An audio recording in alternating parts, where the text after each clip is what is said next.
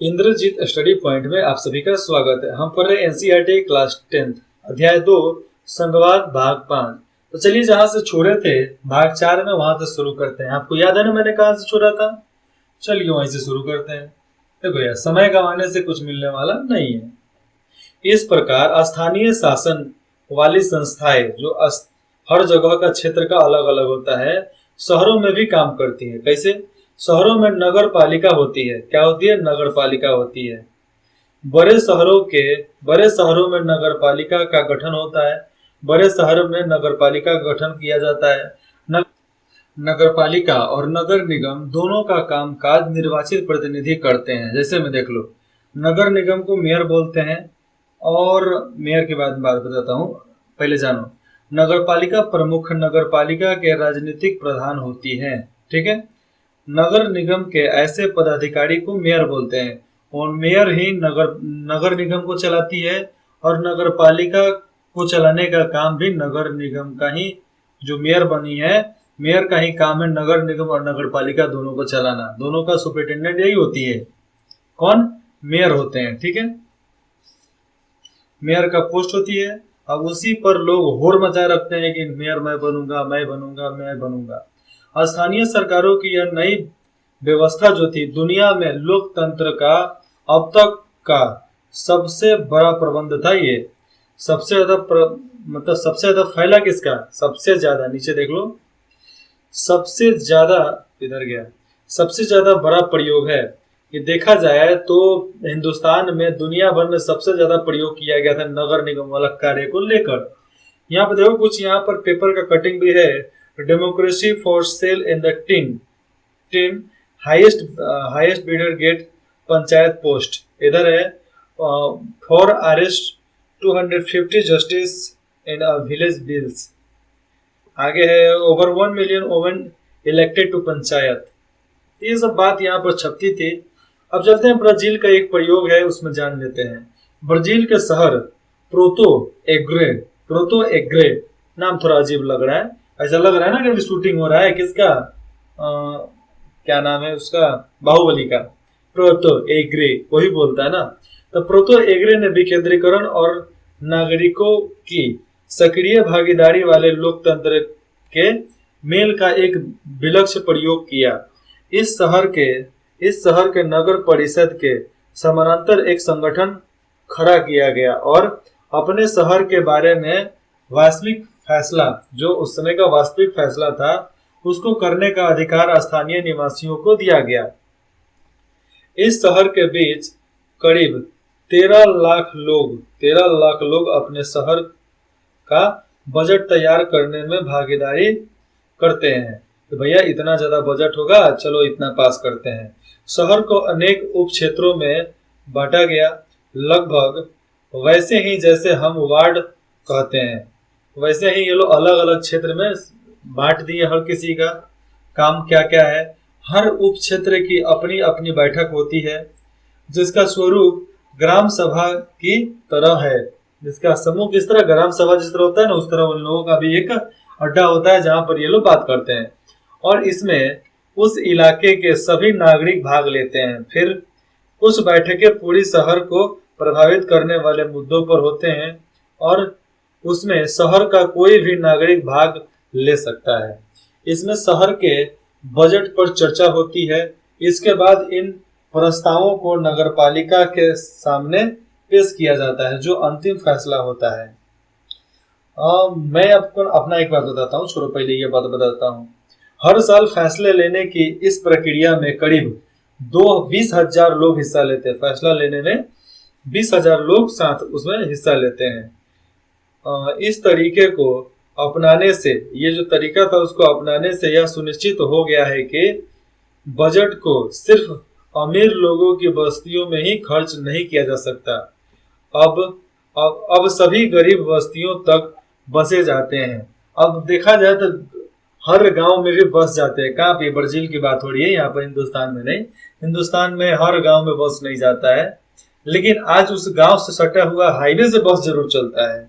और पुनः वास का इंतजाम किया बगैर भवन निर्माण झुग्गी वालों को उजारा नहीं जा सकता है। बिना भवन का निर्माण किए झुग्गी वाले को भगाया नहीं जा सकता है। अपने देश में भी केरल के कुछ इलाकों में ऐसे प्रयोग किए गए हैं। वहां आम लोगों ने अपनी बस्तियों के विकास की योजना तैयार करने में भागीदारी की। बड़ा प्रयोग हो गया, क्योंकि अलग अलग क्षेत्र यहाँ पर नगर निगम बांट दिएगा स्थानीय क्षेत्र में। चलिए अब नगर पालिका के बारे में जानते हैं। नगर पालिकाओं और ग्राम पंचायतों के लिए करीब 36 लाख लोगों का चुनाव होता है। कितना? 36 लाख लोग। यह संख्या ही अपने आप में दुनिया के कई देशों की कुल आबादी से ज्यादा है। कितना देश में तो 36 लाख आबादी भी नहीं है, उससे ज्यादा तो हम लोग यहाँ पर मेयर, वार्ड सचिव वगैरह बनाकर रखते हैं। स्थानीय सरकारों को संवैधानिक दर्जा दिए जाने से हमारे यहाँ लोकतंत्र की जड़ें और मजबूत हुई है। इसने महिलाओं का प्रतिनिधित्व बढ़ाने के साथ ही हमारे लोकतंत्र में उनकी आवाज को मजबूत किया है कि भैया लोकतंत्र में आप भी अपना आवाज उठा सकते हैं। बहरहाल इन सब के बावजूद अभी भी अनेक परेशानियां कायम है। पंचायतों के चुनाव तो नियमित रूप से होते ही हैं और लोग बड़े उत्साह से इसमें हिस्सा भी लेते हैं, लेकिन ग्राम सभाओं की बैठक नियमित रूप से नहीं होती है।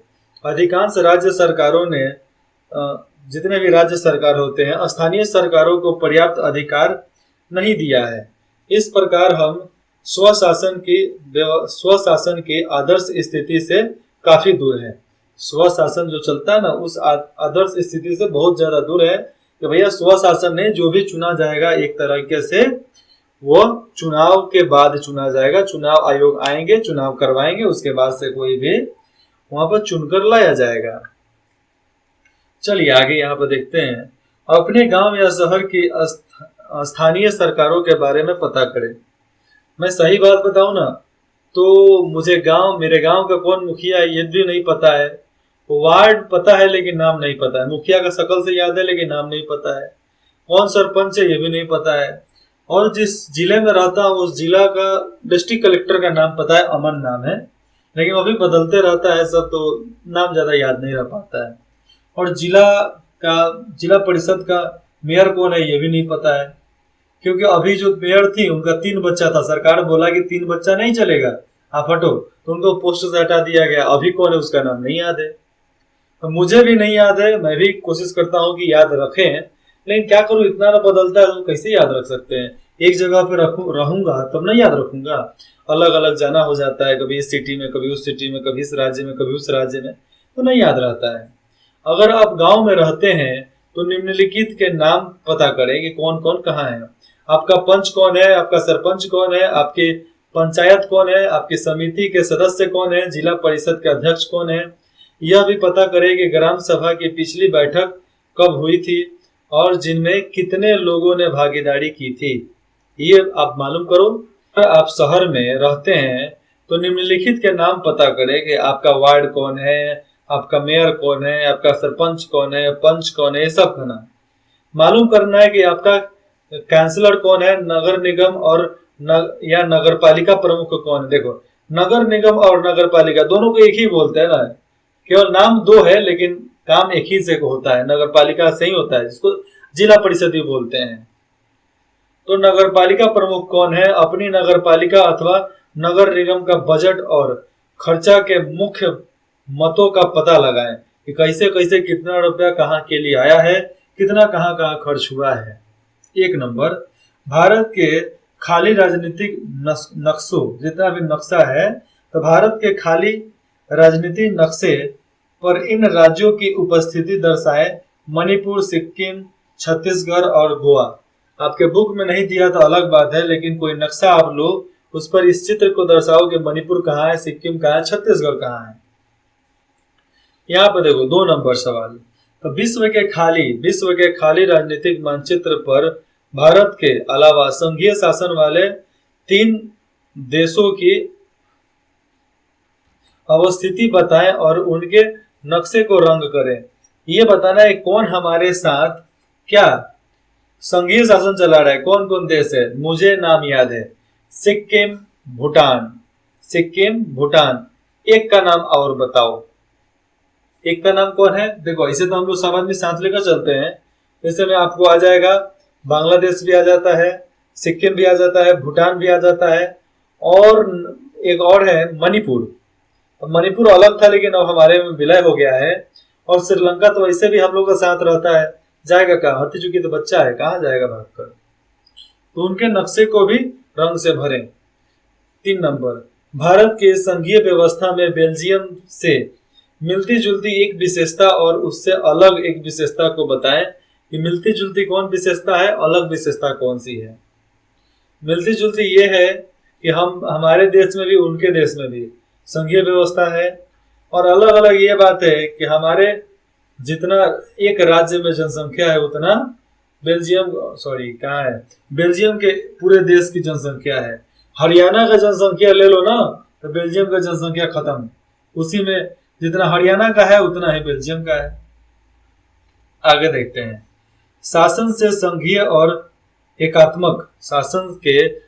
और एकात्मक स्वरूपों में क्या क्या मुख्य अंतर है, इससे उदाहरण के मध्य से स्पष्ट करें। 1992 के संविधान संशोधन के पहले और बाद में स्थानीय शासन के दो महत्वपूर्ण अंतरों को बताएं यहाँ पे, ठीक है। उसके बाद से रिक्त स्थानों को भरें, जिसका काम आपका है करना है।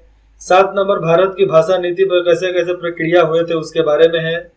संघीय सरकार की एक विशिष्टता, उसको बताना है आपको। यहाँ पर 9 नंबर में हाथ में मत लगाना, कोई जरूरत नहीं है।